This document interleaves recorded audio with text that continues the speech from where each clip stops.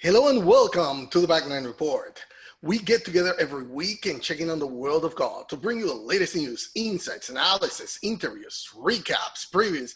Hey, we cover anything and everything golf. In other words, if it happened in golf, we have it for you. My name is Carlos Torres. Every week I'm alongside my co-host Fred Altvater. Well, he's on this side. Yeah. You know, we're in video now, so I have to get used to this thing, but anyway, we're always here. I'm here with Fred Altvater, but now this week we're bringing in our best co-host with us, the European golf guru, Kieran Clark, and as usual, when he's with us, we bring him up first. So Kieran, welcome to the show again. How are you today? Well, thank you, Carlos, and it's always a pleasure to join you and Fred in the Back Nine Report, and obviously, you know, as we've been saying so many times, you know, extraordinary period in world history, but one that we're all coming through together. And it's a pleasure to spend a couple of hours potentially with the two of you tonight, depending on how long I talk for, which obviously is often can be lengthy.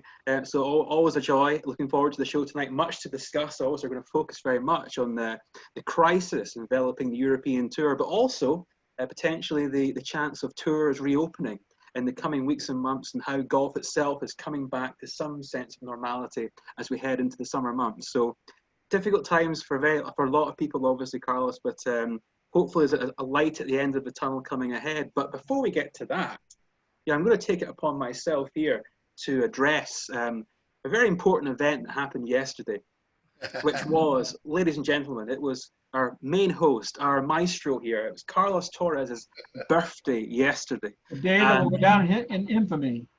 A day that will go down in infamy for a lot of reasons, yes. And but most importantly for Carlos's birthday, a historic day, a major day, one we should all celebrate. I am celebrating here with a wonderful cup of Yorkshire English tea.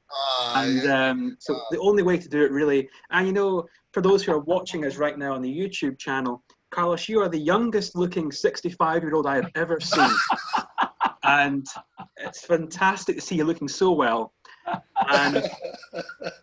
And the amazing thing is, listeners and viewers, that Fred is actually only 33. Exactly. A lavish and hedonistic lifestyle has aged him prematurely. Actually, no, hold on. So I'll check my notes here. Oh, sorry, it wasn't 33. He was born in 1933. Yeah, my apologies. That's closer. So happy birthday, Carlos. Many happy returns. Thank you so much. Yeah, that's one more. I say I'm a year older. No, I'm a year wiser now. So we'll see how it goes. Hey, Fred. Hi. How are you this week? I'm fantastic, Carlos. I posted that happy birthday to you on Facebook yesterday. We got a lot of response out of that. You're evidently a popular guy. People actually like you. That's hard to believe, but that's what I didn't even know. I didn't even know. People tune in to watch you. They don't want to see me or Kieran. They just want to hear you. That's the deal. So. Hey, another week of self-quarantine, but we are beginning to see people moving around a little bit more, especially here in northern Michigan. There's a few more cars on the roads, a few more people in the stores. Face masks are in place. Everybody's wearing their face masks. You know, we see people walking around the lake. The golf courses are just packed. You know, they opened up last week, and today the golf course, the parking lot was packed. Walking only, no carts. But a lot of people are playing. Matter of fact, they're getting so much play, they raised the green fee by $3. Last week when I went, it was $15. This week I go, it was $18 to walk for 9 holes. So, you know, market is good. You know, they can then get a little more money. So good for them. I have no problem paying that. The main thing up here is that the restaurants, the motels, a lot of other small businesses are still closed. So we can't wait to get those open. But guys, major topics that we want to talk about tonight. The really big one, the big buzz going on right now, evidently there's calls, Zoom calls and Microsoft Team and all this kind of stuff going back and forth between Keith Pelley and Jay Monahan. Is the European Tour going to survive? What's going to happen? LPGA Champions Tour, they announced new schedules. They moved their start dates out. And an 87-year-old man shot a 67 last week. So you're telling me there's still a little hope for me yet, okay? Oh, wow. Well, we have a lot to talk about. And I don't know, we're going to talk about the European Tour and those things that are happening. That's the main reason why we have to bring in Kieran Clark. I mean, anything that we say is speculation. Kieran says it, it's true. That's how Well, it is. That's how it is. We got to go with him first. He's But the anyway, expert. Fred, you mentioned now last week we started talking, and every week we start opening with all the updates on the reopening of golf courses and when are the tours are going to be trying to restore their play. But here in the US, golf courses are starting to get open again, and I believe there's only 4 states only that are still have statewide bans on the golf courses. Bring us up to date of what's going on in the US. Maine and Vermont just announced that they're going to reopen their courses. Well, I guess Vermont hasn't actually announced it, but it's going to happen here within the next day or so. So that just leaves Maryland, New Hampshire, and Massachusetts that are not open to some degree for the golf. So I'm hopeful. I think that's probably going to happen pretty soon. So as I mentioned, here in Michigan, the courses opened up last week. They're not allowing golf carts for whatever reason, because as we're going to see later in the show, there's a lot of things you can do to keep a golf cart safe. They don't have to be dangerous or pass the virus at all. So yeah, Carlos, we're getting everything back online. Golf is getting back up, which is really good news for these small golf courses that really need the income. They just can't afford to be closed. They need these green fees. And we really didn't miss out too much here in Michigan. We only had really about 10 good days that they missed out on. The rest of it was cold and wet. And so the spring really has just started within this last week. So that's a good thing. And hopefully everything's going to get going. Maybe this is kind of the lead in to the rest of the economy, the rest of the country, that we can get things going, guys. Yeah, and Kieran, golf courses in the UK have now been closed for about 6 weeks due to the coronavirus.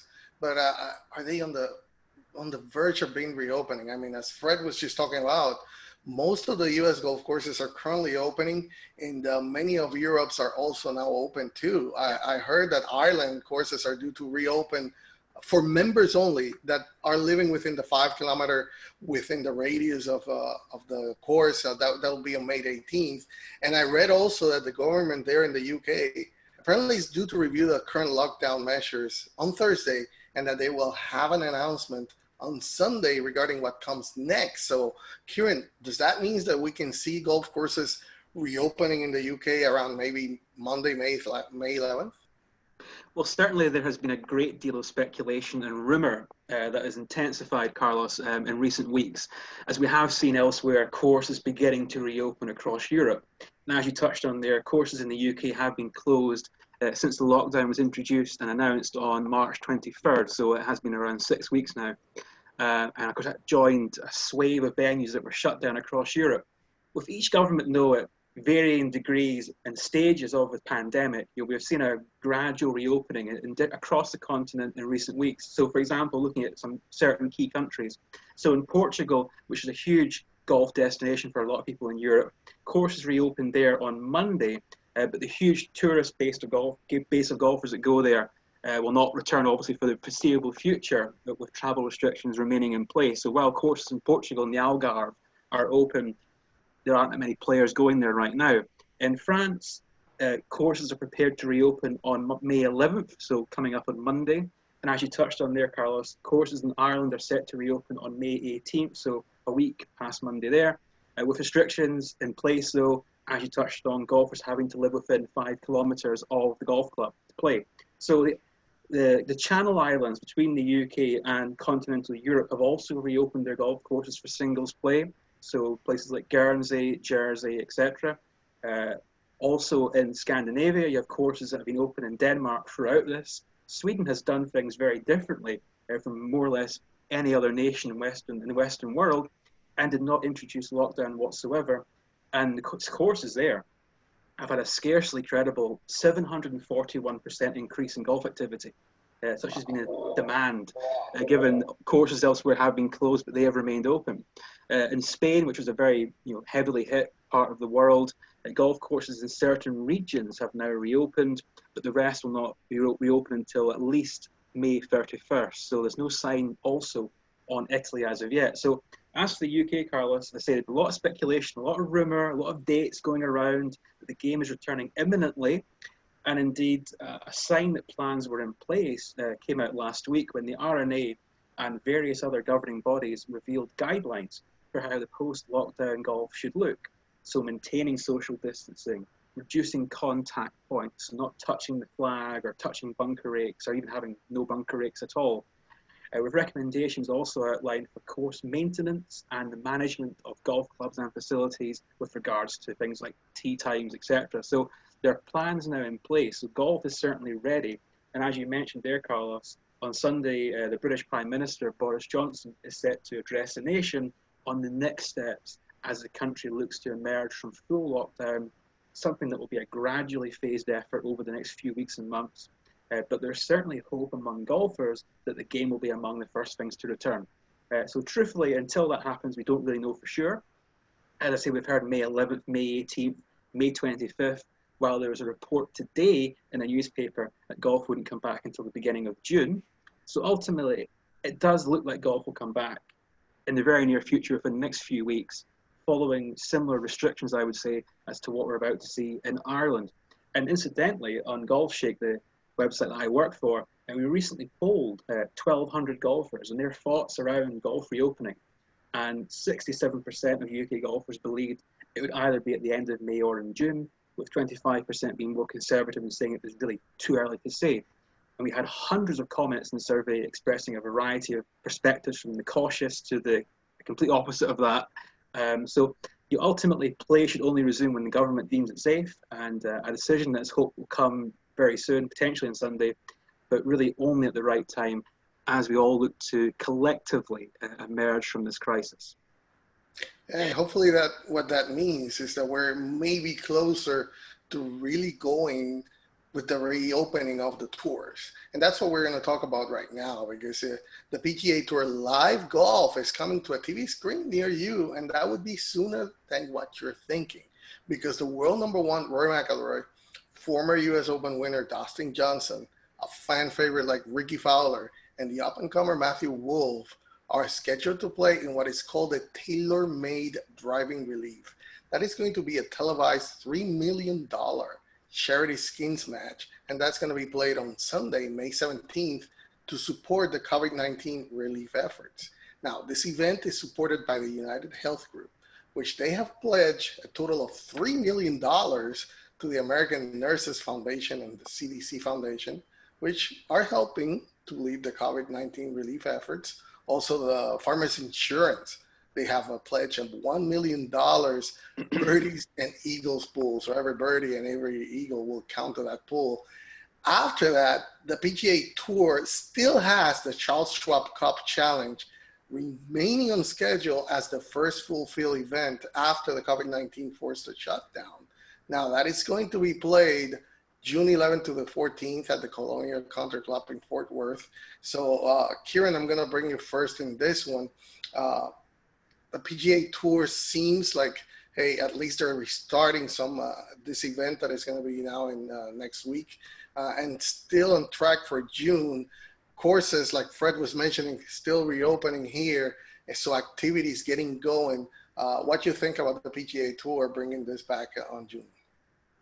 Well, first of all, on the initial event that you mentioned there, the driving relief event, I do like this very much. I much prefer it to whatever monstrosity Tiger and Phil were hoping to pull together.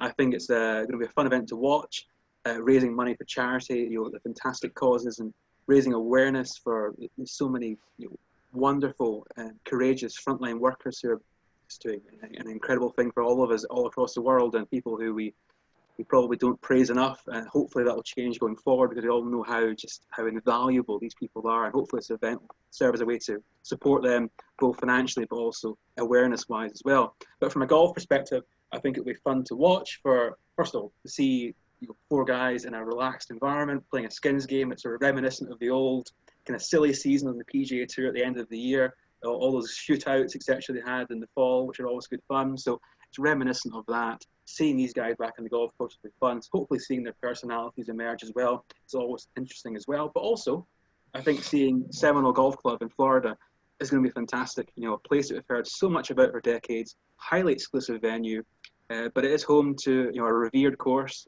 designed by the great Donald Ross, who many will know for his creations at Pinehurst and across the US and Canada as well. So many wonderful classic golf courses across North America.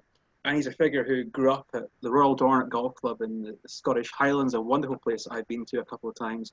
And of course, he began his career working under old Tom Morris at St Andrews back towards the end of the 19th century. So I'm looking forward to seeing the golf course, and I'll certainly tune in to watch this match and this event. But on the actual tour itself, Carlos, the Charles Schwab Challenge at Colonial, which we expect to happen in June. You know, I still, to some degree or another, I'm still slightly uneasy at the thought of testing kits potentially being diverted away from those who need them most in the front lines. But the PGA Tour does anticipate that the event will go ahead in June, and I expect that will actually be the case.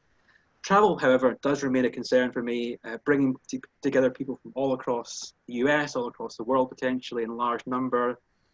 Logistically, how's that going to look? What will happen if one player, one caddy, one official, if they were to test positive for coronavirus? Do you have to then shut down the tour once again?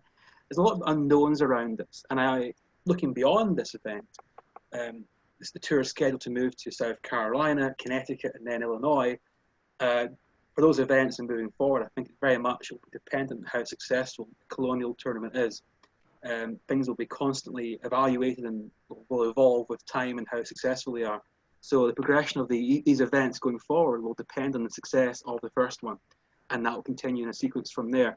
So I do think the Colonial event will go ahead in some way or another. I know we're going to talk about the PGA Tour survey at some point as well.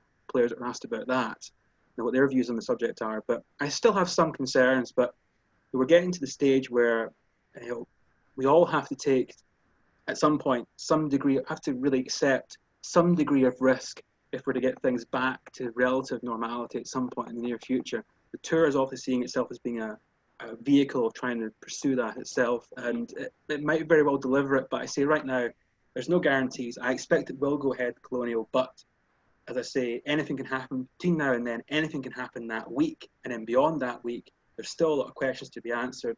But again, it's a completely fluid situation. We don't really know for sure, but it's obviously we want golf to come back, but ultimately come back when it's safe for everybody to do so, and you're not putting anyone at risk, whether players, caddies, officials, or even people working at tournaments, people working at hotels and restaurants, etc. We need to make sure everyone is safe, and we're not putting people at risk just to have a golf tournament. Fred, the tour, like I mentioned, is going to start at least live TV on May 17th with that small event. June, like we have mentioned, is Colonial.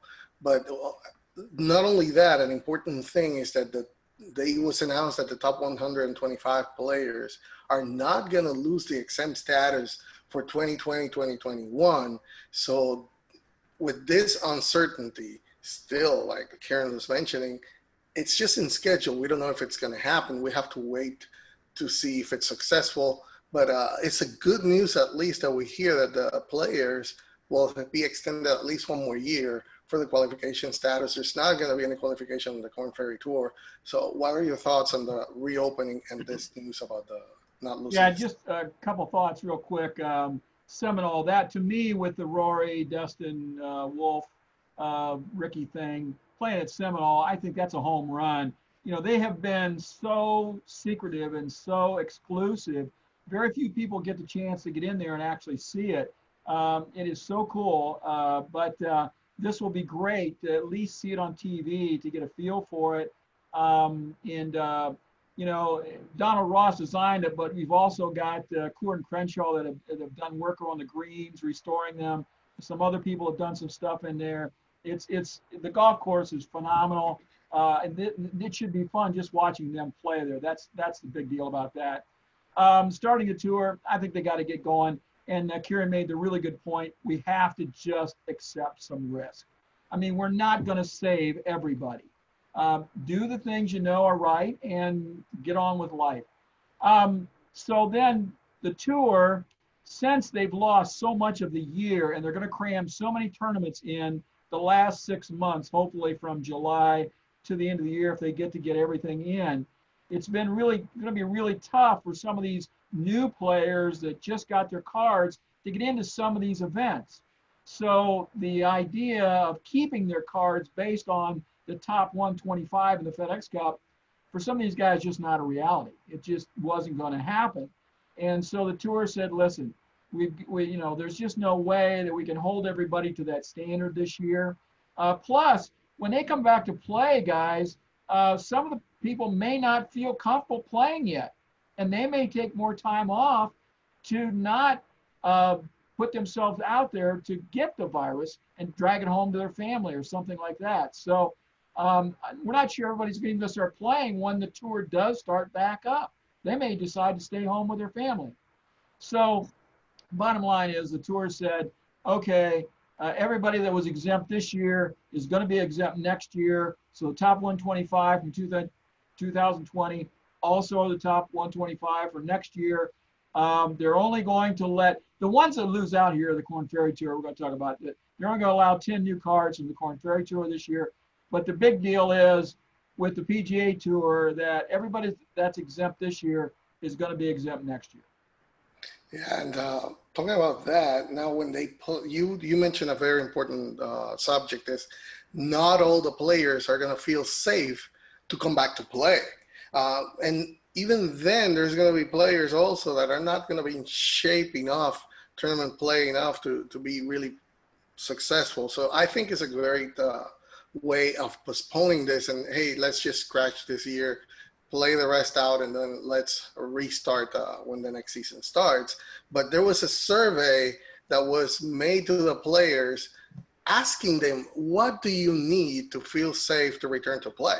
So they answer that. And then what's your thoughts initial there on the responses by the players? Fred. Oh, I'm sorry. Well, players they were told they could answer anonymously, and they were asked to elaborate what their thinking was. And like I say, most of the guys were ready to go back. I think 60-some% said they were ready to go back right now. Another point, Carlos, too, that I learned this week, like we've been talking about the mini tours out in Florida and Arizona that have been getting a lot of play. And a lot of the big names would have gone and played in those, but their sponsors wouldn't let them. Their sponsors felt it was a downgrade for them to go do that, and they didn't want that. Because one of the girls that won in the Cactus Tour out in Arizona said that a lot of the other women would have played in some of those events, but their sponsors wouldn't let them. So your point about not being tournament ready, that's exactly right. I mean, they're playing in events at home, and maybe down there in Jupiter, you got Ricky and DJ and some of these guys going out and playing against each other and practicing. But to be really tournament ready, they're probably just not there yet. It's going to take a few weeks to get that going again. But back to the survey, it was just kind of cool. It gave an idea. The answers were all over the board. But the bottom line is the majority of the players said, let's get back to playing. How about you, Kieran? What you think on their answers and about how do they feel to get ready to go back and play? Yeah, I think the most important thing is the majority of players want to get back, assuming that there are, first of all, comprehensive testing in place, but also that the safety measures that the PGA Tour introduce are deemed sufficient. So the players need to have the confidence that they can come out of their home and travel to wherever they have to go in the country, whether it be Texas for the Colonial or potentially South Carolina for the event after that. They need to have the confidence to know they can travel to that destination safely. They can go to the event, they can be in that area for that week, and things will be handled safely, and then they can go home to their families and not put them at risk. So players are going to naturally be hesitant, and they want to see the tour has put the right procedures in place. And I think the event on May 17th, the Drive and Relief event at Seminole, that'll be a way to showcase in terms of the staff on site, the players, the caddies, the TV broadcasting crews that will be there, how they're tested, how that's managed. That will serve as a little bit of a precursor for the bigger event coming up in June. So if that goes well, that will give more players confidence to go to Colonial. And then if that goes well, then going forward, more players will feel far more comfortable and more receptive to potentially travelling to more events for the rest of the year. But there will be some players who are naturally hesitant for whatever reason. Perhaps they live with somebody who has, a health condition that makes them more vulnerable to coronavirus, and you can only empathise with that perspective because you don't want to put anybody at risk, not least your family. So I think it's an evolving situation where I think we'll have to wait and see how these initial events go. I think that will educate players in making decisions as to how they're going to move forward schedule-wise themselves. I think initially the decision to maintain the tour players this year for next season, something that I brought up the last time I was on the show as a possibility. I'm glad that's been done. I think it's the most equitable and fair way of doing things at a time that's completely unusual and unprecedented. And in terms of players getting their games back in check, and there were a couple of ridiculous things I've seen this week about players commenting on the fact that maybe perhaps bunkers won't be able to be raked, or they won't be able to remove the flagstick from the hole. Things like that seem incredibly petty and minor at a time of major devastation for a lot of people, and it makes them seem very tone deaf and just rather separated from reality. But I think the majority of tour players who responded to this survey and Golf Digest were, I think they got the right perspective in that we want to come back and play, but only when it's safe to do so, and when the procedures and the testing capabilities are in place to ensure that not only we're safe, those at the event are safe, and those around us will also be safe when we go back. And I think that's going to be the same for anybody. We can only get back to normal, really, or some sense of normality, when these procedures are back in place. Obviously, as Fred touched on, you never completely eliminate risk as an entirety, but it's about having the capability and the system in place to handle that and to reduce that chance of infection to a great degree. And if the PGA Tour can demonstrate that it has achieved that, then the players will have the confidence to come back. But I think that first event in June will be critical for growing confidence among the players and also the Tour's partners as well. Yeah, that is the one that is going to set the bar, what to do after that. And there's going to be plenty of lessons to be learned after that one. I don't expect it to be perfect, but it's going to be the one that is going to set what is going to be done next. And here in Texas, the governor is being taken fire because saying something that I kind of have to agree. And I think we have touched on it, is that we are reopening and we have to do it. The economy is suffering and there's a risk. We know that. But the thing is that we cannot wait for this to come to zero before reigniting the economy. We waited too long now. We have to take care of things and make sure that we take all the precautions. We can do it as people. We know we're very smart. We're humans. We know what to do. And as long as we keep those things, we know there's going to be risk. There's risk with other, like the regular flu as well. It's contagious diseases. But the thing is, we cannot afford to keep the economy down anymore, anywhere in the world. It's up to us to take the precautions to do that. And that first tournament, Kieran, you're right on. It's going to be the one that is going to determine how things are going to be played on from there. And there's a tour that is waiting a long time to play again, and that's the LPGA. The girls are ready to go a long time ago. They haven't played anything, unlike the guys that were at least played until March. So far, the LPGA, the next one that we see is the Down Great Lakes Bay Invitational. That's going to be Midland in Michigan on July 15th to the 18th. Yes, that is a Wednesday start. The Ladies European Tour has the Mediterranean Ladies Open that is going to be played at the beautiful golf club de Terramar in Barcelona, Spain. That is going to be from July 16th to the 19th. And the Symetra Tour has the Prasco Charity Championship at the TPC's River Bend. That is in Cincinnati, Ohio. They're going to be playing July 8th to the 10th. So, Kieran, I'm going to bring you first with the ladies here. We're due to see them as well, and they have been really pounded hard because the cancellation started from February. They only played 2 tournaments at best, and what they are really the tours that have been hurting the most. At least we see something that for July they're going to be playing. We had a couple of weeks ago, we had Michael Wong talking about how things are going to be played when they come back. So what are your thoughts on the returning of the ladies on all 3 major tours for them? Yes. As you touched on there, Carlos, the LPGA will resume in Michigan, and as Fred mentioned at the start of the show, things are beginning to reopen in Michigan golf-wise, so I expect that will go ahead. Then they'll move to Ohio and New Jersey, but where I think the complexity will come in for the LPGA, and this is also for the LET as well, is the events then move international.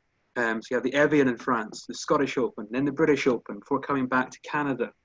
Now, at this moment, we can't be sure yet about quarantining people who are coming through airports and traveling internationally, whether that will be in place. Some nations, of course, have had a system in place where if you travel to them, you'll be an automatic 14-day quarantine. I think South Korea is one nation that has done that successfully now. They've handled the virus better than everybody else practically, but perhaps for that reason partly. So whether that will be implemented widely and remain in place come late in the summer, that could influence whether players are able to travel internationally or whether they feel able to. So if you have to basically go to an event a week in advance or even 2 weeks in advance, are you really going to make that journey? So players, officials, caddies, if they're required to self-isolate when entering another country, I would be very concerned about the logistics of that and how that will play out. And again, if players themselves really wish to travel. And for the LET, Carlos, I mean, it's the same situation. So obviously several LET events, the Evian, the Scottish, the British, they're also the LPGA Tour events. So it's kind of my answer is the same as before. You know, I have concerns about international and cross-border travel, how that will play out. And resources-wise, you know, the LET and to be honest with you, the LPGA Tour don't really have the same means as the PGA Tour when it comes to delivering mass testing and given the infrastructure that have to be required in place to host these events. And you won't be able to have probably spectators at these events either, so you're going to lose out financially on that. And the measures that will have to be put in place, that's a costly endeavour. So my concern for the LET and the LPGA Tour would be players travelling cross-border. Also in terms of logistics, but also the players themselves, how willing will they be to do that? Yes, as I need to start playing again, but if you have to go 2 weeks in advance, say you're, for example, Georgia Hall, who lives in England, if she has to go over to the US to play on the LPGA Tour, but has to go a week or two in advance, and then that might prevent her from playing the events in Europe and vice versa. So I think that's a question that the LPGA and the LET have to try and work out.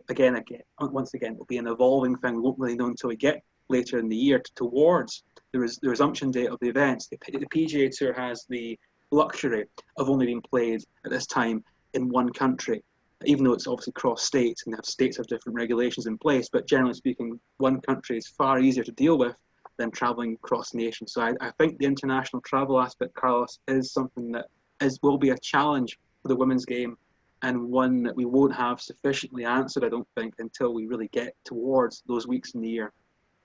That is going to be the pickle, right? That international travel. And Fred, what are your thoughts on that? I mean, Kieran spread on that. Once they hit that international dates, what are the things, what you think is going to happen? The big issue, we go back to it, it's the travel. You know, how are they going to allot the time? Are they going to come over and spend 2 weeks before they can play?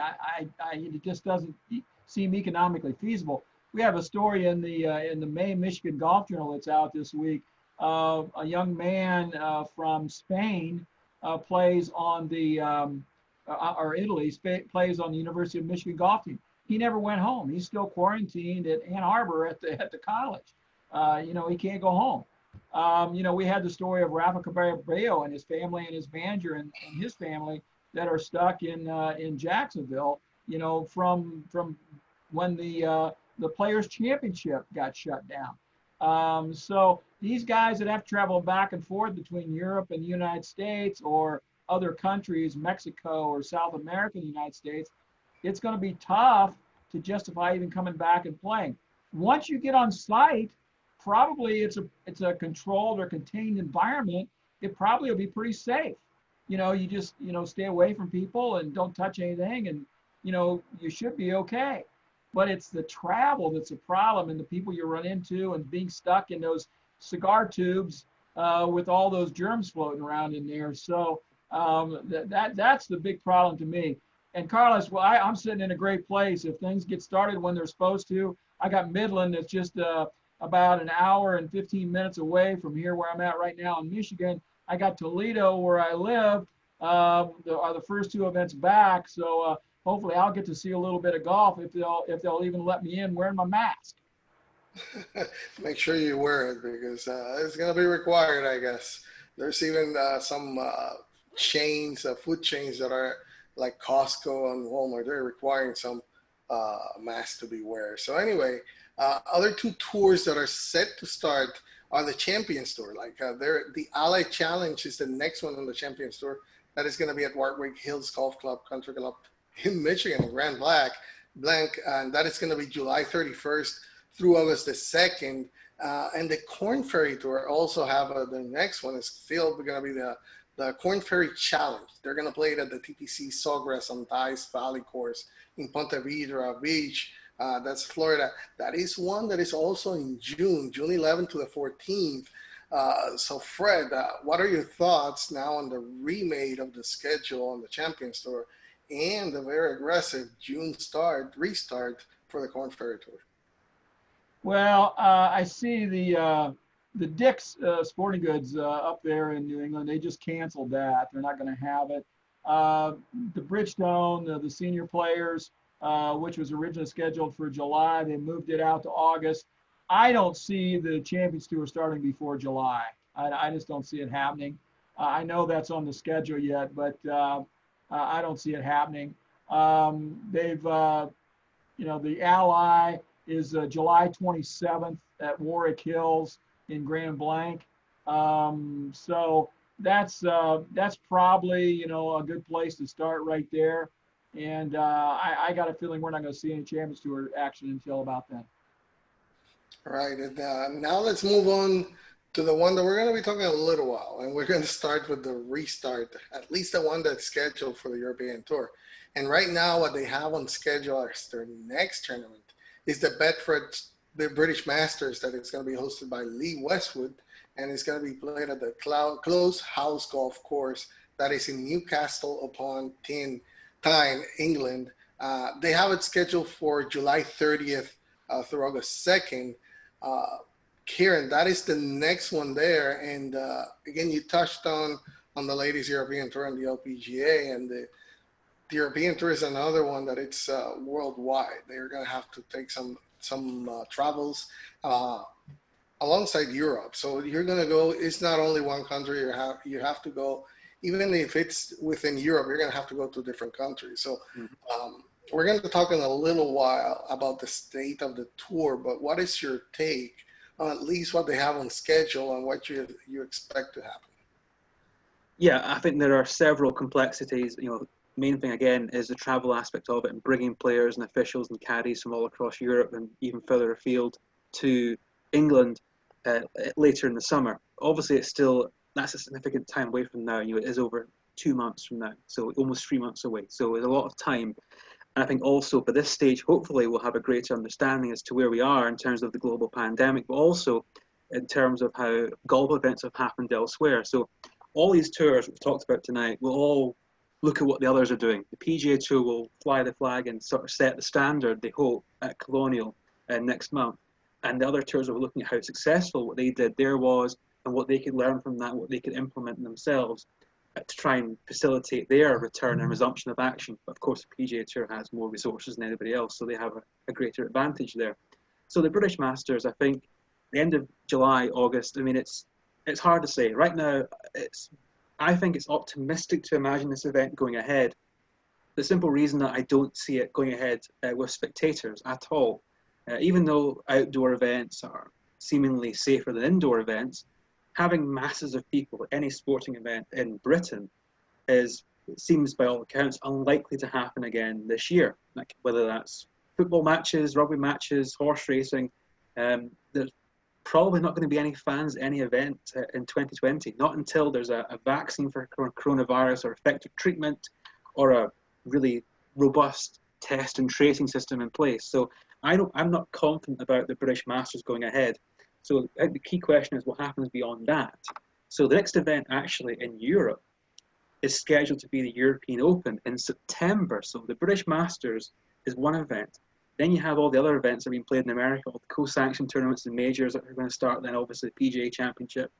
The next European Tour event, as such, will be the European Open in Germany in September, which we played before the B&W PGA Wentworth, and then the Dutch Open that month as well. So this again comes back to the idea of, after you enter the muddled schedule of majors and Rolex Series events, again, looking at destinations on that list, you have the US, you have Scotland, you have Italy, Spain, Portugal, China, Turkey, South Africa.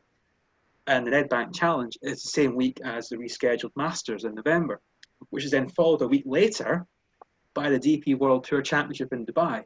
So if there's travel restrictions in place, which I'm certain there will be for at least some of these countries at that time of the year, then it is literally impossible for players to play at all these events, or even a fair proportion of them. Players will play in the Masters rather than playing in the Nedbank or in the DP World Tour Championship, presuming they can actually get to the US. We don't know that for sure yet. If players are based in Europe or potentially in other parts of the world, so a lot of players are based in the Middle East and Dubai, they might say, we're going to stay here and just play there rather than play in America. So players will have tough kind of decisions to make as for their schedule. And a lot of that, however, will not be in their hands. So when I was last on the show, and again, if it's a lot of travel for all these events, and if the quarantine measures are in place that we all expect, then it becomes essentially an impossibility. And when I was on the show a month or so ago last time, I questioned then whether the European Tour would return at all in 2020, and they're doing everything they can to do so. But I remain unconvinced that it can come back in a meaningful manner this year, certainly with the top players involved. I think the top players will bypass the majority of all these events if they're even permitted to go ahead. So we all have to wait and see, because with this, you're not dealing with one country's government, you're dealing with different governments. They all have their own regulations and views in place for how they're going to stage public events again. So it's different country to country, nation to nation, continent to continent, because the European tours are, a bicontinental tour, international in every sense. It becomes just a hugely challenging situation to try and address. And so the British Masters, I think, we'll wait and see. I think it'd be optimistic to imagine it going ahead. But right now, I look at the European Tour schedule, and they might be able to muster something together, but at the moment it remains completely uncertain. And as we'll talk about, it must be just an unimaginable situation for Keith Pelley and the European Tour leadership to try and deal with, because it's seemingly, it looks an impossible situation to try and pull together some semblance of a tour schedule. Fred, some words there about the restarting of the European Tour before we go into our main topic of today. Yeah, I really don't have anything more to add. Kieran really covered all the points. And again, it comes back to the travel between countries. The European Tour is such an international deal. It's just not going to happen. I can see them playing in the U.S. I could see that happening, with no fans or maybe even some limited fans later in the year. But to get these travel bans off in Europe, it just ain't going to happen. Let's get into our main topic so we can talk freely about this. Yeah.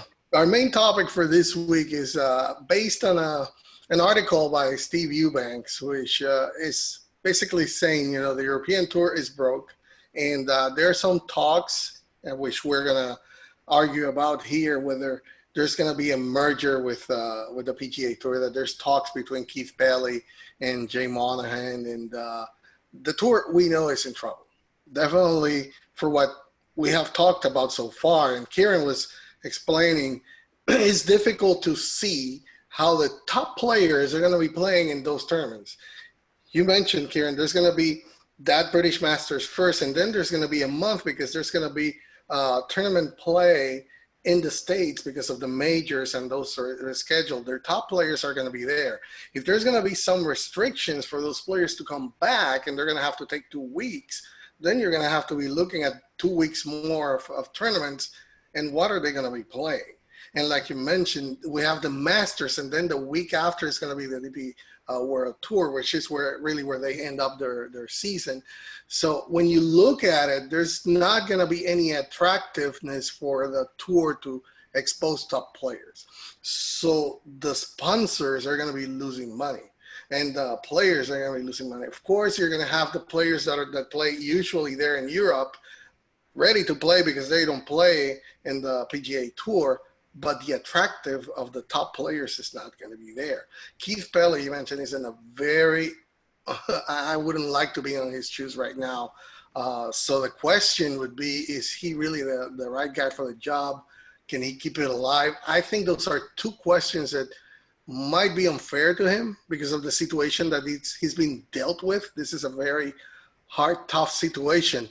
But in my opinion, what he has to deal right now, and the problem is if he doesn't, they're in trouble maybe because they might not be able to mount any tournaments for the rest of the year. That is their big problem. So there's not going to be any income coming into the banks there for the European Tour. So Kieran, I'm going to give you first take on this one. What you think about the problem right now with the European Tour? Are they really in that much trouble? Do you see them possibly doing a merger with the PGA Tour? Is Keith Pelley really the guy to go for this? Can he keep it alive? What do you think about that? I think it's bigger than any one personality, and I think Keith is someone who has done a lot of really innovative and great marketing things through the past few years and has been a fine leader for the European Tour and has done a lot of good stuff. But this is beyond him or anybody else. I mean, I don't think anyone can really deal with what is an existential threat to the European Tour like this is. The European Tour has been very robust through the years and has been very resilient. It managed to survive the 2008 financial crisis, which was a considerable challenge with basically the economy in continental Europe just collapsing. They lost a lot of hotbed of events right there, but they came through that. But this current crisis is far beyond that. I mean, this is unimaginable on a scale, economic-wise, across the world. And Keith Pelley has been working tirelessly to deliver what would hope to be a 26-event schedule. And the reason for that is to satisfy the television contract. So this is actually an issue you're going to see in a lot of sports now because sports are beholden to deliver. TV companies pay for a product, which is the European Tour, what might be Premier League soccer in England or whatever it might be. They pay for a product, an awful lot of money for that. And they want to get a certain number of events, a certain number of matches, whatever it might be. And if those are not delivered contractually, they could take money back from the Tour or the Premier League football in England, which is now doing whatever it can to finish its season because they're potentially facing a liability of over £1 billion from television contracts. So the European Tour is in a similar position where they have to do what they can to satisfy TV partners. So even if events go ahead without Rory McIlroy and the top players, they still have some events, then that's better than nothing. So whether that succeeds, as we've discussed, remains to be seen. But this goes beyond even that. This is a long-term topic as well. And he has told players openly that prize money in future will be reduced and that various perks that they've previously expected will no longer exist as the European Tour has to really tighten its belt in the future. So Keith Pelley is a great PR guy. He's done so much to modernise and progress the image of the Tour, I would say, Carlos. And I think that also the Rolex Series, that introduction has elevated those particular events, drawn better fields, bigger prize money. But for all that, they have not seen a considerable improvement in finances, despite the investment of capital and effort in improving their marketing and PR, which is superb. I mean, the European Tour is kind of the cult. The golf fans love the European Tour. It's kind of the cult favourite. It's a little bit different. They do things a different way, and they're much more, seems to me, fun and engaging than what the PGA Tour is very much corporatized. But the European Tour, despite all that, hasn't been able to monetize that popularity. The PGA Tour is $1 billion industry, and for all people might criticize the PGA Tour for certain things, you can't deny that it's a hugely impressive operation, and it will come through this crisis far more successfully than any other, tour in golf. So while the PGA Tour is $1 billion company, the European Tour survives year to year. It just ticks along, tries to make enough money to set up for next season, and it relies hugely, overly so, on the Ryder Cup income they get every 4 years as a stakeholder when the Ryder Cup is played in Europe. So why are we so obsessed with the idea of staging the Ryder Cup this September in the US at Whistling Straits? The Ryder Cup seemed to be the event that's easiest to move to next year. It happened after 9/11. They moved it by a year, postponed it by a year. Why couldn't that happen again? why would you have the Ryder Cup without fans, which could be the case? I mean, imagine how ridiculous it would be if Ian Poulter standing there, holds the putt, and the eyes are bulging out of his head, and there's one guy and a dog watching him. It would be ridiculous. But that's what they seem to be pushing. And the only reason for that has to be players don't want it. Rory's spoken about it. John Ram's spoken about it. Tommy Fleetwood. Who wants to play in a Ryder Cup with no fans? But the reason they want this to be played in September in the US is to ensure that they have the Cup coming back as scheduled in Europe in 2022. If it was to be deferred by another year, it would come back to Europe in 23. And that's 3 years away. Could they survive that? I mean, that's a huge threat to them as well. So in terms of the wider question, the tour schedule right now is shattered. It might not recover this year. Events will be affected going forward. We don't know the long-term ramifications in terms of sponsorship and government support, which is the case across many nations in Europe. All this stuff is up in the air right now. All he can try and do is deliver a meaningful schedule this year as best as he can and try and give the players confidence that he'll have one for next season. So next season almost becomes more important than this season, which is almost gone. But longer term, even beyond that, it's a PGA Tour collaboration. And Carl, you touched on there, collaboration already exists.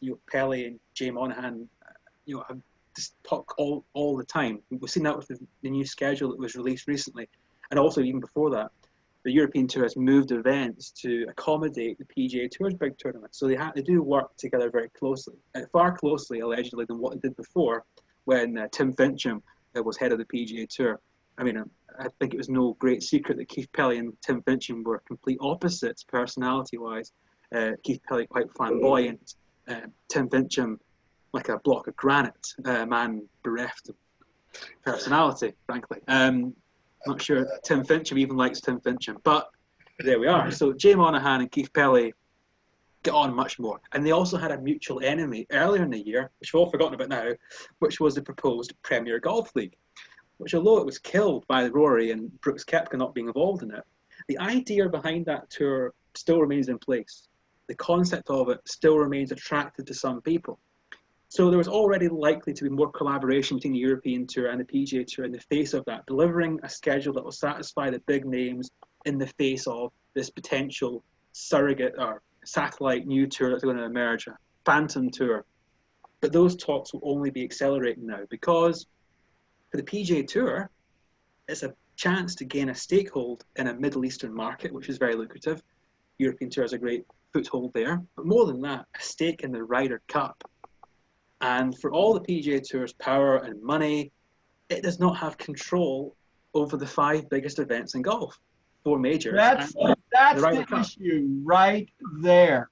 Yeah. The PGA Tour would get a piece of the Ryder Cup. Yes. The PGA and the PGA Tour come together. That would be hilarious. That's the big issue right there. Yeah, 100%. So ultimately, the PGA Tour has always been frustrated by that fact. And what are the Players' Championship and the President's Cup but a response to the fact they don't have a major or a Ryder Cup, which are hugely lucrative. So this gives the PGA Tour a potential foothold, a stakehold in that event, and leverage against the PGA of America as well. And the PGA of America, as an organization, loves making money. They do a lot of good stuff with it. And the PGA of America, much like the European Tour, it makes a lot of money out of the Ryder Cup. PGA Tour has a chance now to get a foothold in that. So that would be the real benefit from their perspective. So in terms, Carlos, of an agreement, takeover, whatever you want to call it, ultimately, however it's dressed, partnership, mutual arrangement, when one organization is so much larger and more powerful than the other and wealthier, it is a takeover, effectively, coming under the one umbrella with financial support. But the PGA Tour does need a thriving game in Europe and internationally. Look at the gateway of stars, from Seve to Faldo, Lyle, Wisdom, Garcia, Rose, Westwood, McIlroy, Fleetwood. European Tour is a pathway for great players to emerge and thrive on the PGA Tour. Don't forget Brooks Koepka. Yeah, well, star power is lacking necessarily where ability is not. But Keith Pelley, his objective is ultimately to deliver the best for his players, the most events, the most money, and joining with the PGA Tour in some way is potentially a route to make that more possible in future. So I think these things were due to happen in the coming years anyway, in the face of the Premier Golf League. And the economic benefits too. But it's now, given this crisis and how we're going to emerge from this going forward, I do think this grave situation will accelerate things. The timeline is now going to be closer, and it'll be here sooner than before.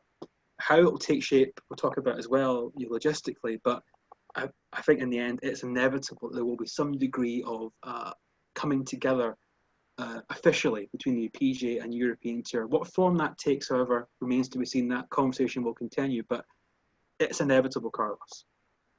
Fred, I know you're eager to talk about the takeover of the PGA Tour. Talk about that, about what you were saying, that is really the big issue here, the PGA Tour becoming the owner of the European Tour, and then by that, as a byproduct, they will be taking a stake on the Ryder Cup and the other big tournaments that they hold. But will it really work? I see a lot of logistic issues there, because just getting the tour just to get it, and how you're going to merge those big tournaments, how is it going to look? I really don't see, at least in a short term, how you're going to put all those tournaments together, because there's still some tournaments and some commitments that already the European Tour has to stick to with those sponsors there on the European Tour side. It's not an easy thing. I still don't see how the European Tour is going to be willing to be merged with the PGA Tour. I think that there will be some collaboration, just like the way that the LPGA is doing with the LET. But I don't think there's going to be a takeover there. I just don't think the European Tour can afford to lose all that they are doing right now. Well, Carlos, that's an easy fix. You've already taken care of that. We've got it all diagrammed out for them. They know what to do. You're going to break the European Tour up into two tours. You're going to have, instead of a challenge tour, you're going to elevate that. It's going to be more like a Corn Ferry Tour with those events that don't make as much. And then you're going to have the 10 or 12 really major events that are good over there. You're going to combine those with the, 18 or so other really big events here in the United States. You're going to end up with a 30 really good tournament schedule with the FedEx playoffs, with the Rolex Series, with the World Golf Championships, with the 4 majors. You're going to end up with 30 big tournaments. You're going to spread those out all over the world. You're going to give these American players an incentive to go and play in Europe, to go and play in the Middle East, to go and play in Australia, where these big tournaments are. And the PGA Tour is going to own all of them. But Kieran kind of stole my thunder. I was kind of holding that back with the with the European Tour. The PGA of America owns the Ryder Cup, which the European Tour owns a piece of, because they have one of the teams that play. And every 4 years, when that Ryder Cup is held in Europe, they get a big piece of the pie. And let me tell you, it's a really big pie. We've lamented for years that the PGA of America was sitting on $400 or $500 million. We've lamented for years that the USGA is earning $100 million a year, and what are they doing with it? They've got a war chest of $300, $400 million. The PGA is sitting on probably even more than that, because their annual income is astronomical. Okay, well, they've got that money to weather times like this. I know we are on them from time to time that they should have been spending some of that money, a little bit of it anyhow. Why did they need that big of a war chest? But this is certainly proving out that they were smart people in putting that money back and having it. But Carlos, the PGA Tour started the President's Cup because they didn't have a piece of the Ryder Cup. There was an open year. Every other year they could do the President's Cup. But if they could get in charge, if they can get in control of the European Tour, that gives them a big piece of the Ryder Cup. The PGA Tour becomes the big dog in the room. The Masters, the LPGA, the PGA of America, nobody will stack up to the PGA Tour. They will control golf at that point. Kieran, some closing thoughts on that. What do you think about the two tours merging together? Yeah, I think obviously the framework for that remains to be seen. What I think is likely, or more likely to happen, is it will be a phased approach. I do not think next year PGA Tour will own the European Tour. I think there will be a phased approach where they will start to collaborate initially Because in the end, this crisis could take years to recover from internationally as a whole. And the landscape right now maybe isn't the best for trying to establish a truly international major tour at the moment. So I think that will take a few years to develop. We might see the European Tour reduce itself, where it becomes more or less just a European Tour again, whereas the PGA Tour may take over the Middle Eastern events, the Asian events, where they already have obviously presence already. So I think that is a shorter term ambition for them, and that will eventually potentially lead to a more comprehensive takeover. So I do see it being more of a quote unquote partnership initially. It might in the years to come lead to a full takeover, but the PGA Tour certainly would love to get in there because of the Ryder Cup and the markets that it opens up as well. And the European Tour is not in a position of strength, so they're more receptive to potentially that partnership. But of course, there will be resistance to the European Tour. It is robust. It has a lot of resilience to it. A lot of people who are very strong-willed behind it, who won't like the idea of the PGA Tour coming in there. There are questions for the players, particularly lower-ranked players, on both sides of the Atlantic with regards to how that would take shape. So a lot of questions, but I do think we're going to see greater collaboration in the short term, potentially a formal partnership, and that, beyond that, could lead to a formal takeover. But I don't think that will be the first step. I think it will be a phased, gradual thing over the next few years, depending on the wider situation, how that all plays out. But I think it's something that's going to happen probably within the next decade anyway. But now I think it will be accelerated. Sorry, yeah. So the PGL, let's go back to that, okay? Yeah. So Saudi Arabia they have a lot of money, and they wanted to start their own little tour deal. So could Keith Pelley be buttering up to the PGA Tour and using that as a bargaining chip, going back to these PGL guys and say, hey, let's work a deal here. Let's figure something out. Maybe some of the stuff you had for the PGL wasn't such a bad idea. Maybe let's incorporate some of that stuff into the European Tour. You give us the seed money, the capital to do this, and we'll grow the European Tour together. What do you think about that? It's quite possible, but I think the strength in the relationship that I do think exists between Pelley and Jay Monahan, I think they're having those conversations themselves. I think the PGL they see as being a threat to their not their existence, but I think certainly the European Tour sees it as being a major threat to its existence. And the PGA Tour does not want to cede any more power than what it has now to another organisation. So I do not see the PGA Tour being in a situation where it would permit the PGL to develop in any way. And I don't think it will either. I think the PGL as a concept is dead, but some of the ideas behind it will live. But I think it as an umbrella organisation won't go any further because of just the background that it has and the money behind it. But certainly, even for them, would they be willing to invest the money in a market now that's completely different to what existed at the end of last year, even the beginning of this year? So there's so many unknowns right now in terms of the economy internationally, how that will look at the end of this year and in the years beyond that. You will see a rebound effect of sorts, but will things change in terms of how the international marketplace is structured, how we communicate, how we travel, how we trade with each other? Well, all these things could be impacted by the pandemic. We just don't know.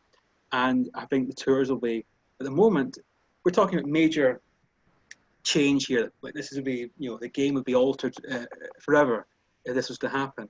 I don't think this is the time for major change in the midst of a crisis. I think right now it's a case of getting through the crisis as best they can and then seeing where they are. So I think a more of a phased approach is much more likely in the short to medium term, but that may eventually lead to some of the things that Fred, that you outlined there in terms of a really strong takeover and what the PGA Tour could get from that. But I think until we get to that point, there's an unknown period. But there's no doubt in my mind that there are some serious conversations going on between Pelley and Monahan, and that may lead to something relatively constructive at the end of this year, potentially, when they announce next year's schedule. Will there be more PGA Tour involvement in that financially, but also in terms of control? So, again, a lot of unknowns, but if there will be opposition to this, but ultimately, if it means the European Tour can exist and there are still going to be tour events to play in, money to be earned, the players might not like it, but it's better than no tour at all. And that potentially, if this crisis does not improve in the near future and the European Tour is not able to come through it successfully, then that could be the reality that they're facing, and then it's even more uncertain. So a lot of unknowns, but I do think behind the scenes there are moves in a certain direction. Yeah, like we have to close this. I think we could still talk about this for an hour more, but we have to move on. So, yeah, very valid points both there.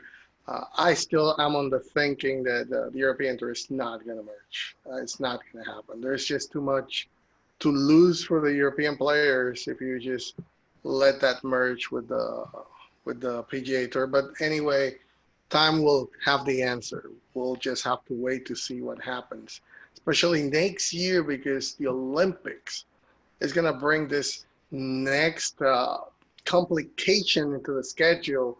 And those logistics, if you think that things are getting hard right now, it's going to be even more difficult to do those rescheduling for next year. And one thing impacting there is, like, I was just remembering, Tiger Woods was on the outside of making the U.S. golf team for the Tokyo Summer Olympics when the sports spectacle then was postponed to next year due to the COVID-19 global pandemic. But now Tiger's going to have plenty of time to make the team. The International Golf Federation and the International Olympic Committee, they announced last Wednesday an adjustment to the qualifying system that now is going to accommodate the new dates. Golfers will now accumulate Olympic golf rankings points through June 21st of next year for the men, June 28th for the women. Now, what that means, the field sizes still remain both for the men and women at 60. The Tokyo 2021 Summer Games are now rescheduled to be played July 21st through August 8th, and the golf competitions are going to be there at the Kasumi Gaseki Country Club. So now the Olympic golf's rankings, if you don't remember, they're based on the men's official world golf ranking and the women's world golf ranking. So, but as you might remember, back in March 20, both of the rankings were frozen. So it has still yet to be determined when each one of them will resume. But the top 15, this is what we know, is the top 15 at the end of the qualifying period will be automatically eligible for the Olympics with a limit of 4 players per country. Now, after the top 15, there will be a maximum of 2 players per country that doesn't already have 2 or more players in the top 15. Now, the host country always is guaranteed 1 spot. As it is right now, Tiger was 6th in the rankings. Outside looking in, we know that DJ, the 3 players that were going to be there were going to be Brooks Koepka, Dustin Johnson, and Patrick Reed. But now we knew that Dustin Johnson had said he was not going to play. We don't know if now with the rescheduling, hey, I might be able to play now. But Tiger, we remember he was 8 years old when he went to the Olympics in LA, and he always wanted to be part of the Olympics. Now he's going to have a chance. And there's on the women's side, we know that the South Koreans, Inbee Park, is right now on the outside looking in, and she's the defending champ. Now she has 1 more year to try to get there. She's just behind Young Lee 6, who is the 4th player from South Korea. She's 11th in the rankings, but she's the 5th South Korean. So this 1 more year is getting more opportunities for those players to now, okay, let me get back on track and let's try to qualify there. So, Kieran, how about this extending 1 more year?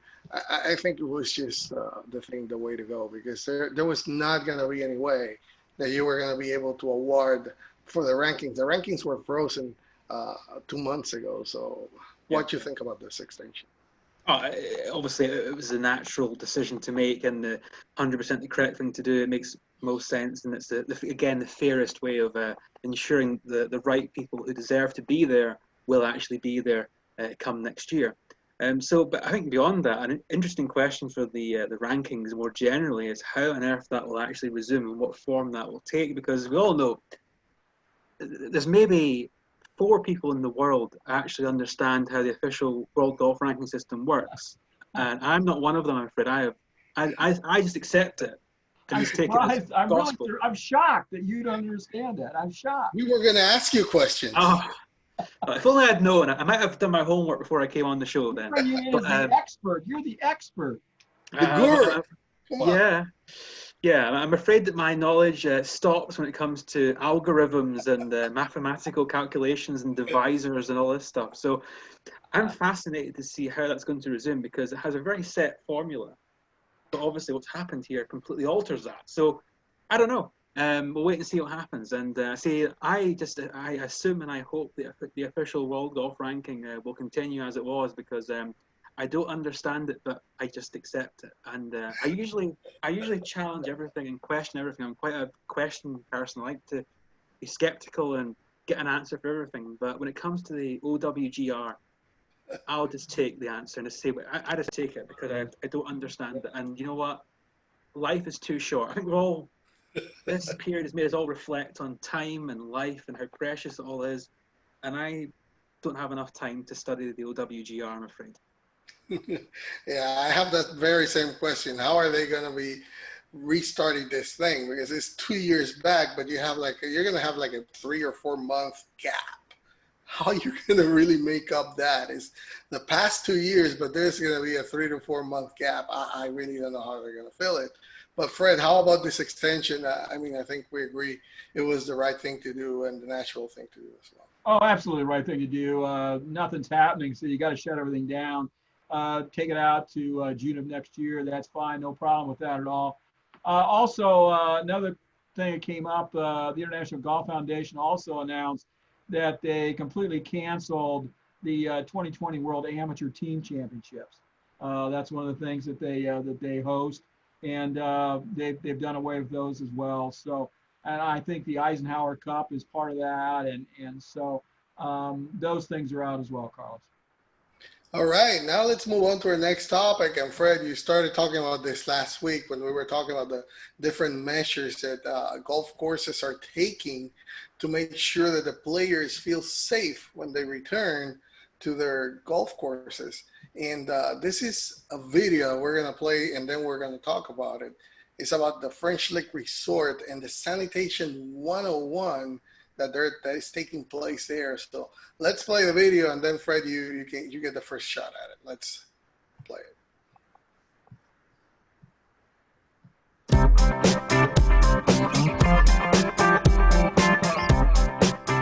So, as we sterilize this golf cart, how many touch points would you say we need to look at as we go over the golf cart? All right, let's see, the wheel, where the barn is. I'd say 6.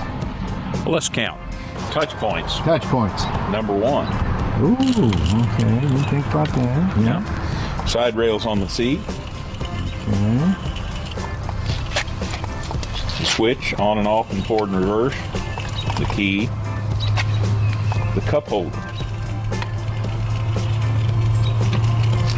Steering wheel. GPS screen. Where are we going next? So we're at 6 already. Okay, well, that wasn't a good estimate. Here we go. The sand bottle. Okay.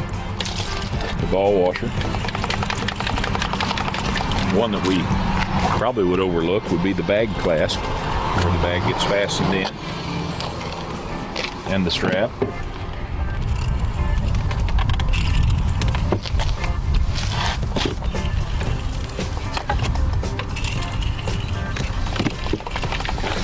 Okay, other side now. We'd repeat the same process here with the sand bottle and the side of the seat handle. We'd finish up the cup holder, the dashboard, etc. So there you are. A little more than 6. Yeah, a little more than 6. You know, we take a lot of that for granted as we jump on a golf cart and go to play, but this whole thing's brought to light. There's a lot of points on there to touch.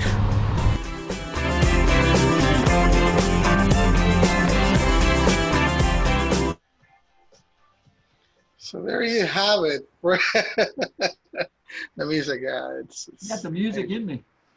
Yeah, that Dave Harner and Steve Redondo. Steve does all the video things for French Lick. They do fantastic videos.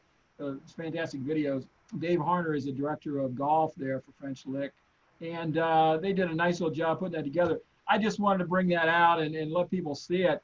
because you wouldn't think about how many touch points there are on a golf course. You think about the steering wheel, maybe where the ball goes and the strap, but there's 20 some spots that need to be sprayed down. And these golf courses are doing a fantastic job that are open of really spraying things and disinfecting after use. You know, and everybody should take some handy wipes or some spray bottles or whatever in their bag as well. Spray things down. Don't be afraid to use it. I mentioned I played today at this golf course here. They don't let you go in the clubhouse. They've got like a little patio, and they've got 3 tables set up with the credit card machine on it. So when you walk up on that patio, the pro comes out, slides the door open. He doesn't get within 10 feet of you, maybe even farther than that. You tell him what you want to do. He tells somebody at the counter, they punch it in. You put the credit card in, you pay.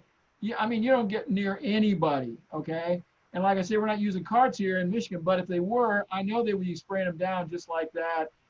French Lick, these resorts are going to do everything they can to make it safe for everybody to return and play. So they're on top of it. The state golf associations are advising all the courses and the resorts. They're going to be ready to go when they open up the hotels and everything get back to normal. They're going to be doing this stuff to make it safe for everybody. What you think, Kieran? Did you get the 6, 7, 8? How many you thought there were? I lost count, Carlos. I was too mesmerized by the music, I'm afraid. It was very catchy. But no, I think the video itself is actually really good because it demonstrates, first of all, 2 things actually. One, how many contact points that there are, which you wouldn't necessarily expect, which is very important when you're thinking about yourself as to what you're doing and trying to reduce your risk of potentially contracting something or leaving something behind yourself. So it's important to know what you're touching and whatever else, but also showing that what they're doing there is very effective and they're putting in procedures in place to actually manage it properly. So I think that will give visitors to French Lick the peace of mind that they're delivering a really robust structure and they're doing the right thing to ensure that it's as safe as it possibly can be. So yeah, it's a good video. As far as I'm concerned though, golf with a golf cart isn't really golf. That's American golf, Fred. I mean, that's not golf. I knew that was coming. I knew it. I meant there's no issue in England or Scotland. They don't need this stuff because they don't use buggies. There's no. Well, the thing is, Fred, we actually do have buggies in the UK, but it's mostly for the American visitors who old guys like me, right? Yeah, exactly. So I personally, I've never ridden in a golf buggy. Haven't you ever ridden in a? Never. I never have. For goodness sake. Which I haven't lived, Fred. So that's one thing on the bucket list for after this crisis. But how do you carry your beer? I know what, I am teetotal. I don't even drink alcohol. So I live like a monk. That's my lifestyle. But yeah, so it's good to see. I personally would not use a golf cart because I think you want to reduce any risk yourself, but it's anyone's personal choice. But I think French Lick right there, giving people the assurance that it is safe, they're doing the right thing, they're doing enough to ensure that. But I personally would, if I was playing golf, which I hope to do in the near future, I would do what I can to reduce contact points anyway. And a golf cart would seem to me to be one of the least essential things, unless you're somebody who is either elderly or has physical limitations and requires that to play, which obviously then they should continue to do so. But I think for most people, when you can, try and walk. It's better for you. So I think that should be encouraged going forward. Yeah, I think that's the problem. I need to walk more. But here in the States, since we use carts, we have to take care of those things and make people feel secure. And we were talking about those measures. No golf course wants to be that one that says you were the one who caused it to close again. So they're going to make sure that everything takes care of. And one of those golf courses very near me, I live in Plano, Texas, but Carrollton is the city just by to the east side of us. And I mean to the west side of us. And one of the golf courses there, Merrido, is one course that is a caddy-only golf club. And the caddies work full-time. But they've had a problem. The problem is they haven't been working for the last 6 weeks because Texas had this stay-at-home order that was caused by the coronavirus pandemic. So, led by their owner, Albert Huddleston, the club organized what was an organic 3-day charity golf tournament to support the caddies affected by the work stoppage. Each golfer had to pay $250 as an entrance fee. There were 72 players, and they had their temperature checked up upon check-in. They carried their own bags. You see, there were no carts, and maintain a safe distance from each other. See, they do it here too. It's not only carts.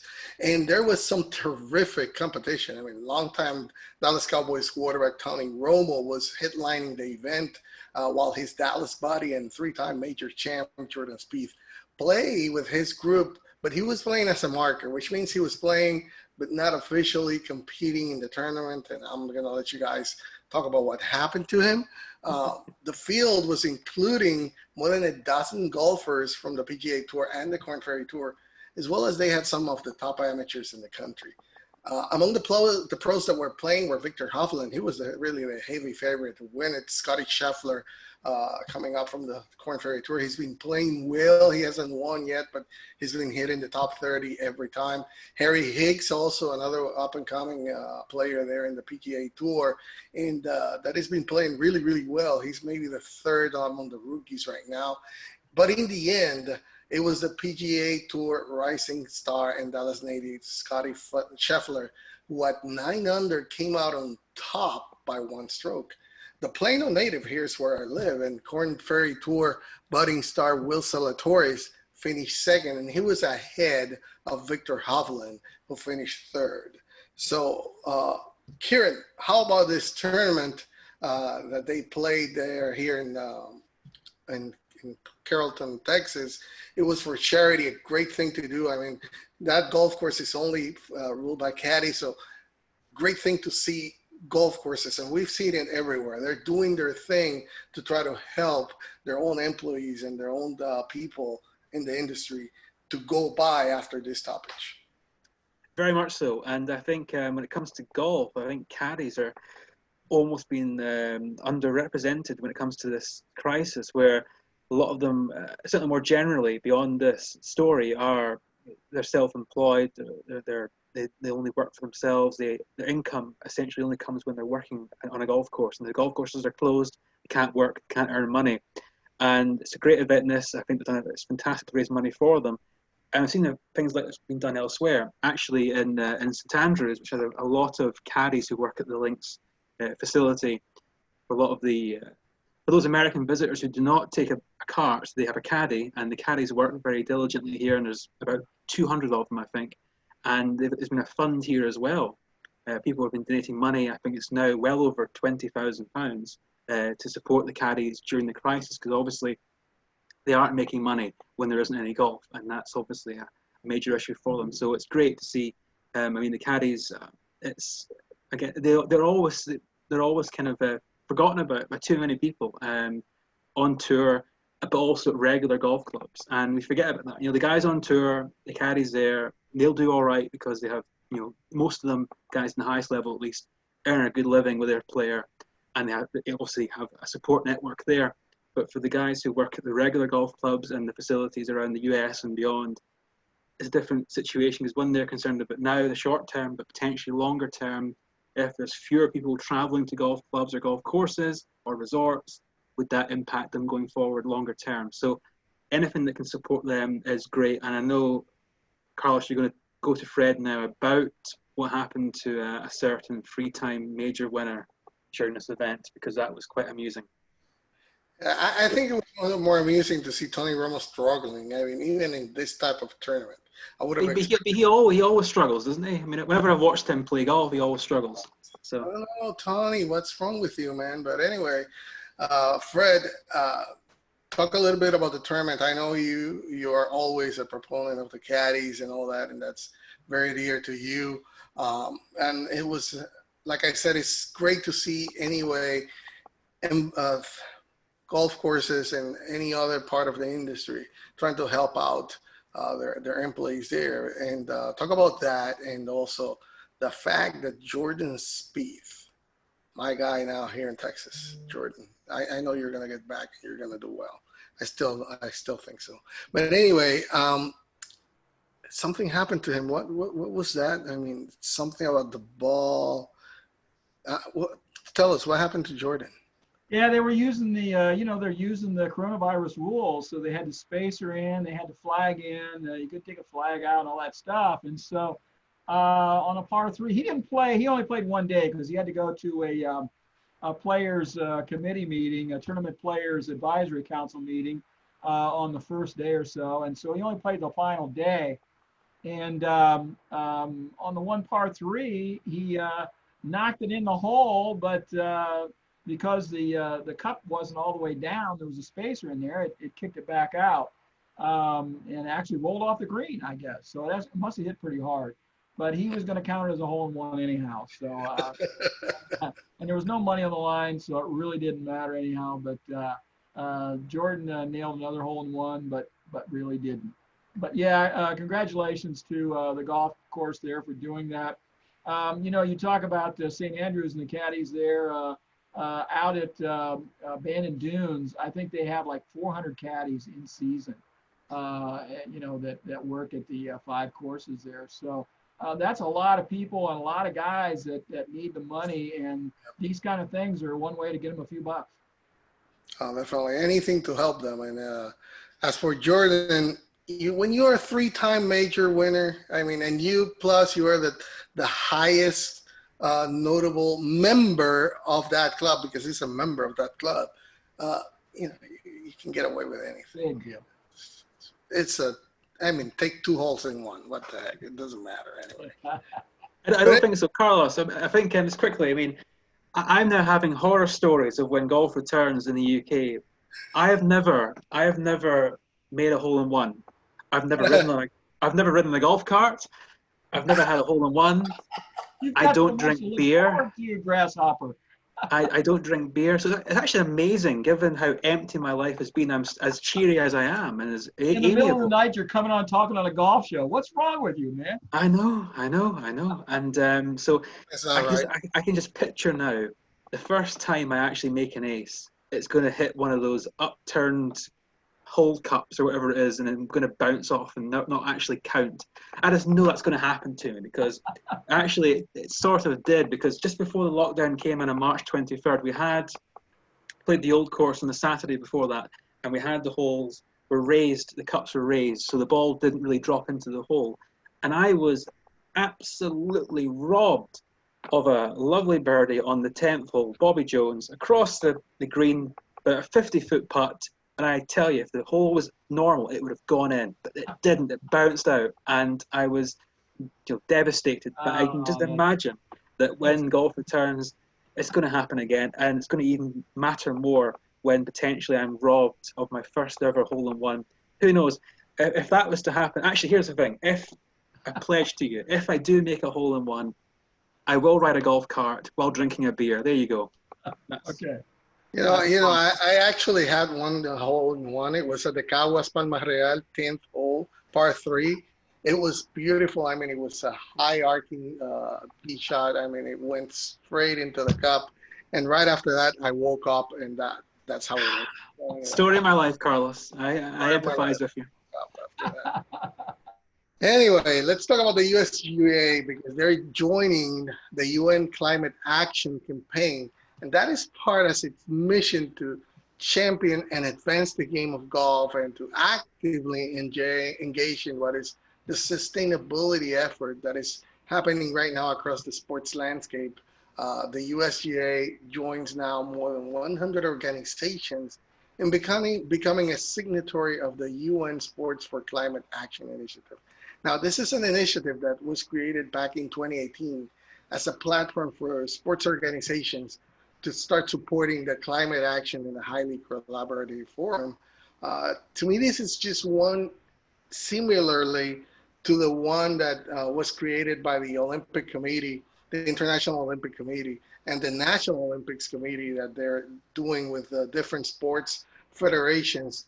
Same thing, same follow on that. So Kieran, you take the first take at the USGA joining this, because I know Fred's going to have some special sayings about it. But no, I mean, I think in the end, golf as a sport, the amount of green space and landmass that golf takes up across countries is significant, and therefore I think it's commonly been seen, the game has always been viewed by a lot of people when it comes to use of fertilizers and felling trees and all kinds of things as being a potential stain on the environment.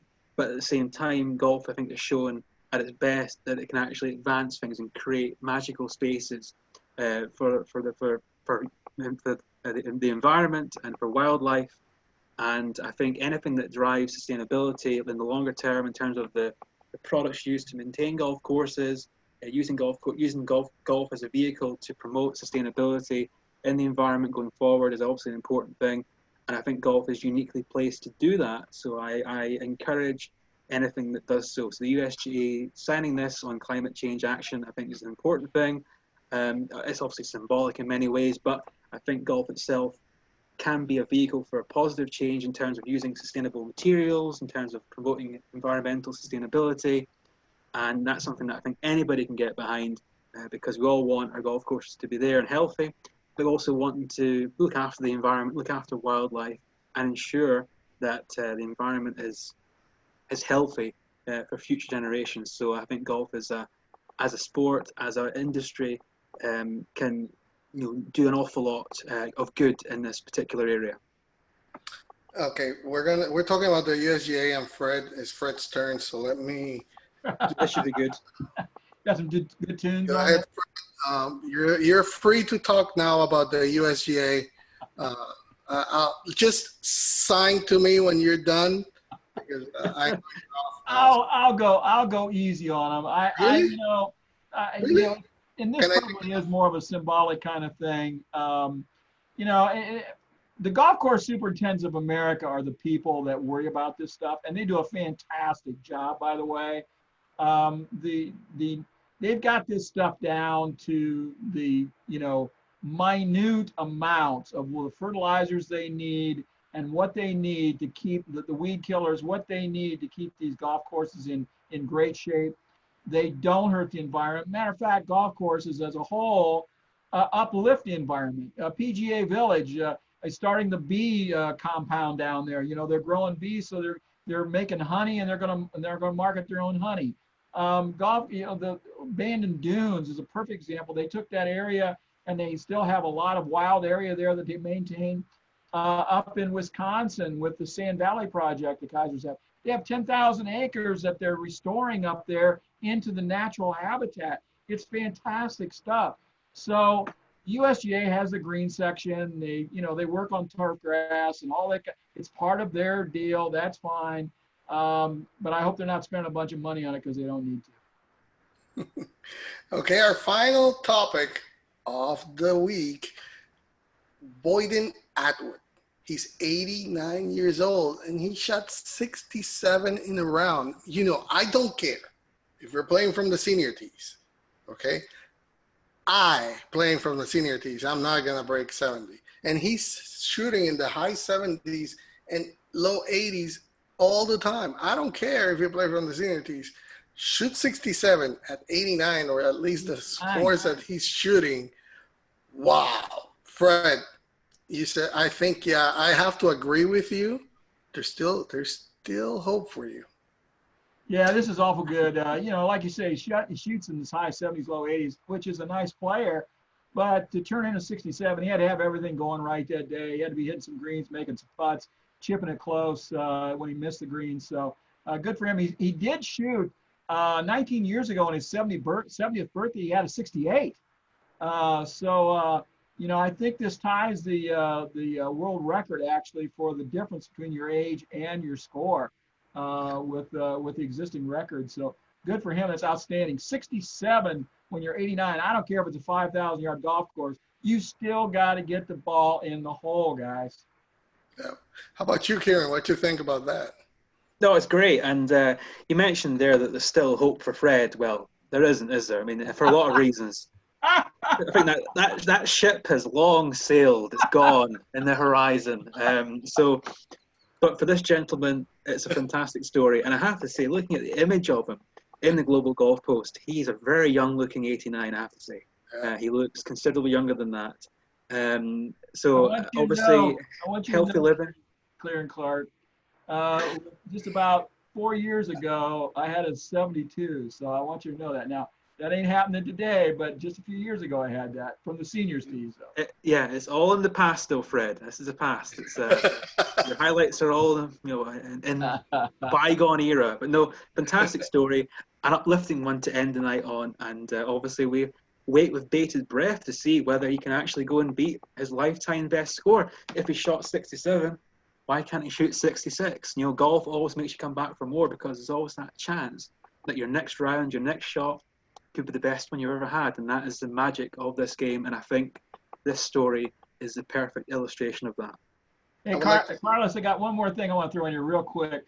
Good friend Gary Diamato reported yesterday that a husband and wife scored back-to-back aces on the same hole from the same tee with the same club at PGA Village in Florida. I think it was like 158 yards, par 3. They both hit 7-iron. He's 69, she's 57. Back-to-back swings, same club, same everything. Outstanding. What are the odds on that? That never happens. Hey, Kieran, any final thoughts before we close the show?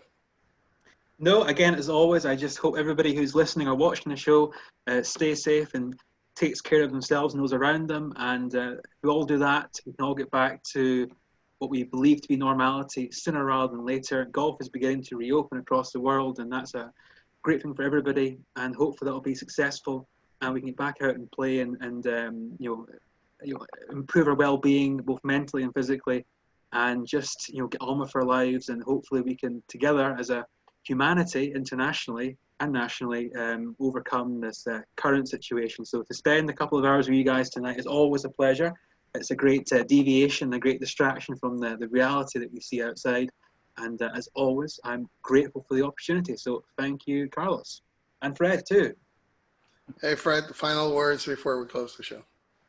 Just want to mention Michigan Golf Journal is out this week, the May issue. A lot of great stuff in there. Check that out, michigangolfjournal.com. That's about all I got for you. Check out Back Nine Report TV on YouTube. Pretty much got everything moved over there now. We're putting the podcasts on there. A lot of great interviews. I just put a bunch of interviews up this week. Some equipment reviews. People love the equipment reviews, and we got some good ones up there. So check it out. YouTube, Back Nine Report TV. Well, Back Niners, that wraps up another week of the Back Nine Report. Thank you for joining us. It's always our pleasure to bring you the latest on the world of golf. Kieran, special thanks to you. We didn't have a VIG. We had a double VIG with you. I mean, you are more than that. So thank you. It's always our pleasure to have you here. We have a great time. I mean, you just upgrade the show every time you're here. So thank you so much. Don't forget to join us again next week on YouTube. Yes, this is where you're going to see us. Or if you missed it, you can check the audio version out on iTunes or TuneIn. And if you haven't done so, it's about time you follow the show on Twitter, because our ID is at Back Nine Report. The number 9 is in the middle. My name is Carlos Torres, along with Kieran Clark and Fred Altvater. We wish you to be happy, be blessed, and enjoy the great game of golf. Happy golfing, everybody. Stay safe, and we'll see you on the Back Nine. Until next time.